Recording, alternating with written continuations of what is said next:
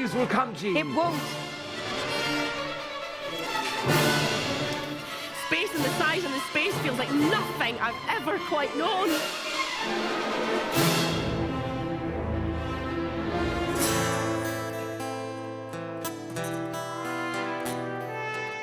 I showed the plaque in an otherwise empty studio. But there's no such thing as an empty studio, is there? I mean, that was filling up the available space. Empty also, you know, plus that person in the room who was looking at the plaque at the time when they read it. Journey of 1,000 miles begins with a single drink. One of my favourite moments in all time in Hollywood was going to a prestige screening of one of the Cremaster, which nobody knew anything about, but everybody turned up thinking, well, I've had this really cool film, you know. And they showed it in the state-of-the-art Paramount Screening Theatre. And I just loved it. I sat at the back and just watched the audience go, what's that? Let it rain, let it wash the soul's slate clean. For me, it's hard enough making the film, and I think when it's done, I don't know about other filmmakers, but I'm so exhausted and I'm so pleased that it's all done and, you know, it's out there showing. We don't drink on Tuesdays, Thursdays and Saturdays. That's rather masochistic, not drinking on a Saturday. Richard and I like to have some married time on Sunday morning when their children are at ballet. Okay, good. Maybe, Meg, just with Richard, we're not drinking today. Maybe don't... You can trust Dominic. I think that's the thing, is that you don't need to fret or worry about it beforehand. The way Dominic works is he knows the play that you're doing, back to front, inside out, upside down. Be a little bit more front foot with it. Because you've got a nice going, can I have a drink? No. Well, you know, one of my jobs as a director is to be able to read a play with a sense of what it could be in a way that perhaps an actor doesn't have to do. Great news! About what? I haven't decided yet. About love? Possibly about love. About death? Would I be waiting for news about death while lounging on a fountain in ruffled sleeves? It's very important to do the work in rehearsal so that one can empty one's mind of all of what that process is, so that one can just be there for that moment. Every little embellishment and you are further away from truth. You start with an idea of love, and you're suddenly caressing your silken tights in a Baroque garden. Why, Fergal? Because I am a magician, a wordsmith.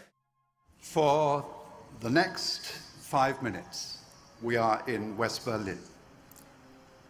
That's not Big Ben behind me. That's the Brandenburg Gate, stuffed with barbed wire. And that's not Whitehall, that's the Friedrichstrasse and the checkpoint from West Berlin to East Berlin. I go through periods of having lots of books on the go and then none, so it's cyclical with me. I think it probably only takes one good book or one good telling of a book to hook a kid. I remember when I was writing my first novel, about halfway through, I picked up one of Hemingway's, a volume of Hemingway's short stories, and I read several of those short stories, and my style changed overnight. Suddenly, I was writing like Hemingway. The first page, I thought it was worth doing another page.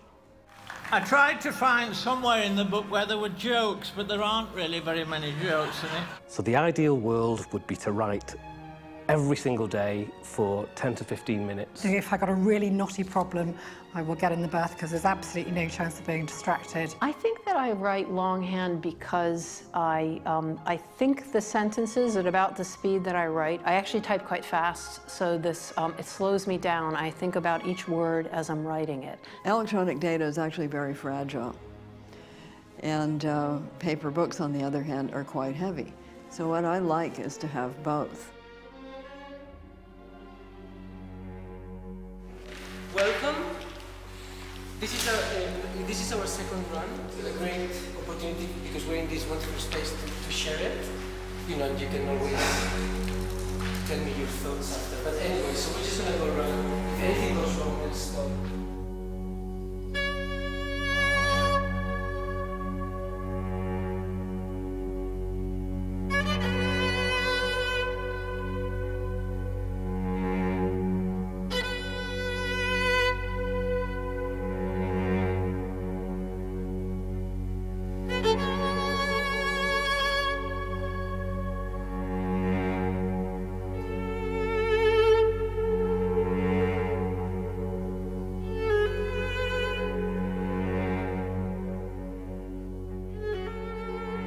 they are all there. Why can't you feel it? I mean, it's so strongly written, and it's somehow very serious experience to play this music.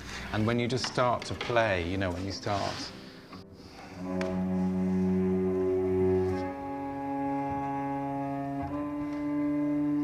In one sense, you're creating the emotion, you're creating the sound, but you're also really, really listening to what happens.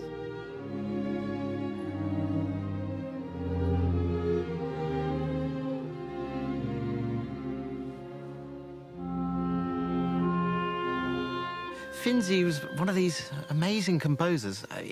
Do we know much about him now? Probably not. This is probably one of his most famous pieces, and aren't we lucky to have such a piece?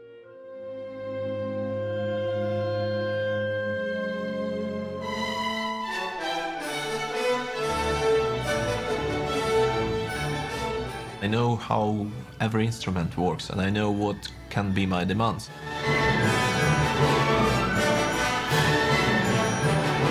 I'm going to the next step, to the next level of perception, of knowledge. What to play, where to play, how to appreciate this ballad, this phrase, this note in context of the whole music.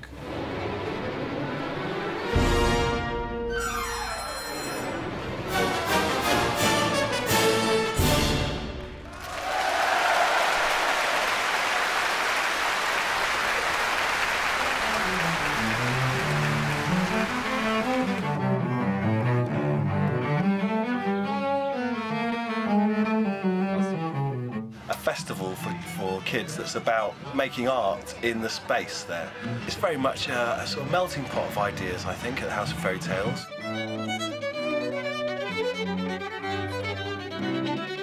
And you have to find a way to work with the child in a way, and that's, I think every time you do that, you learn more and more.